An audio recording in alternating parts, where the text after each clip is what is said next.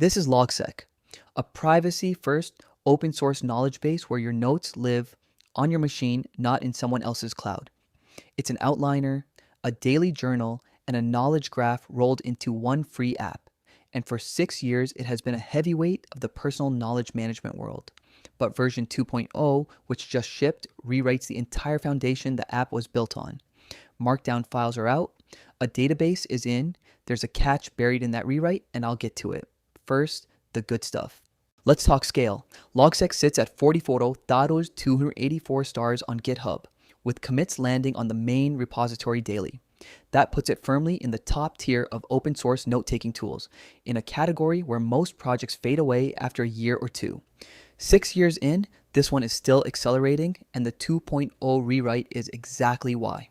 Behind it is the Logseq organization on GitHub, 2,991 followers, 72 public repositories, and 339 contributors shipping code to the main app since May 2020. And here's a fun detail. The whole thing is written in Clojure and ClojureScript. That is a genuinely rare stack for a desktop app, and it's part of why the outliner feels as fluid as it does. So what actually makes Logseq different from the 100 other notes apps? Everything is a block. You write in an outline, and every bullet becomes an object you can reference from anywhere else in your graph. Wrap a phrase in double brackets, and you've made a bidirectional link. Do that for a few weeks, and your notes quietly weave themselves into a web you can navigate. Capture defaults to the daily journal, so you never waste a decision on where a note should go. And the extras most apps charge for are built in. Whiteboards, flashcards with spaced repetition, PDF annotation, no subscription, no lock-in. Getting it takes about 30 seconds. On a Mac, it's a single homebrew command. On Windows and Linux, there are installers and app images on the GitHub releases page, and there's a web app if you don't want to install anything at all. Logseq 2.0.1 is the current beta release. That's the database version, and it's the one we're looking at today. Now, the rewrite. For 6 years, a Logseq graph was a folder of markdown files. Beautiful in theory, painful at scale. Version 2.0 flips the model. Your notes now live in a local SQLite database, and that database is the source of truth. You can still export Markdown anytime you like, but the files are no longer the storage layer. Why do this? Because plain text was holding the product back. Properties used to be fragile strings that broke if you looked at them wrong. Now, they're typed. Tags become classes. A book tag can carry an author, a rating, a status, and every page you tag inherits those fields. Queries run faster, big graphs stop choking, and the foundation finally supports real-time collaboration. The team calls this the database version, and it's a default for every new graph going forward. Which raises the obvious question, and half the Logseq forum is asking it, what happens to my Markdown files? Short version, existing file graphs keep working in the old app, and 2.0 imports them into the database format. Markdown becomes an export, not the storage. If owning the raw files is sacred to your workflow, that trade-off is real, and you should go in with open eyes. Because the database core unlocks a wave of features the file version could never do cleanly. Typed properties with real data types. Tags that act like classes with their own schemas. Query dashboards you can build without writing a line of code. Logseq Publish for sharing pages straight to the web. Real-time collaborative sync. More on that in a minute. And a brand new iOS app built on the new engine.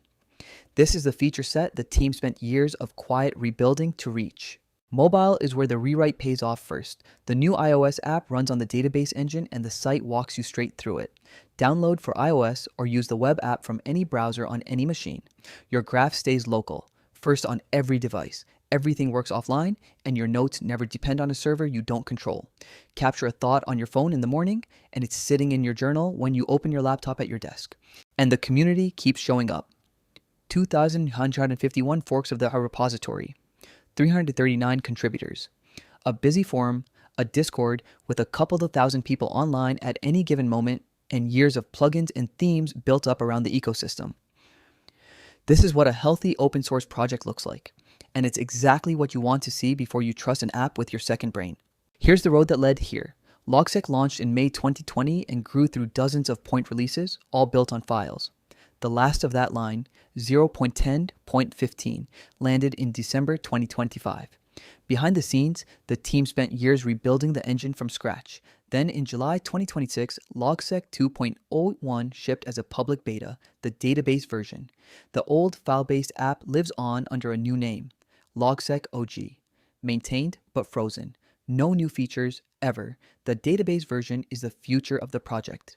Zoom out and you can see why this bet matters. Open source knowledge tools are a crowded, thriving field. AppFlowy, AFFine, Joplin, SciUN, every one of them north of 40,000 stars.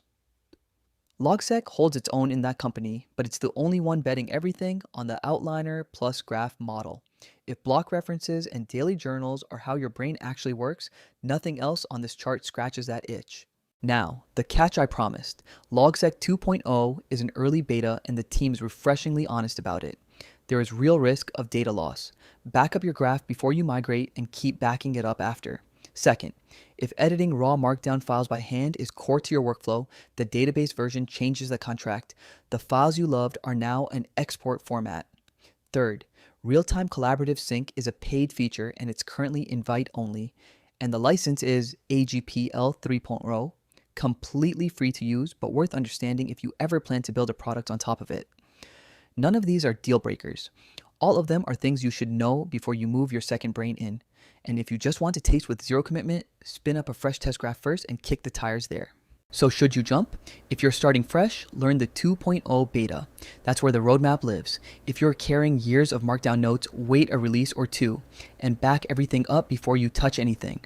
The repository is linked in the description along with the website and the download page. If open source tools like this are your thing, subscribe. A new one lands on this channel every single week.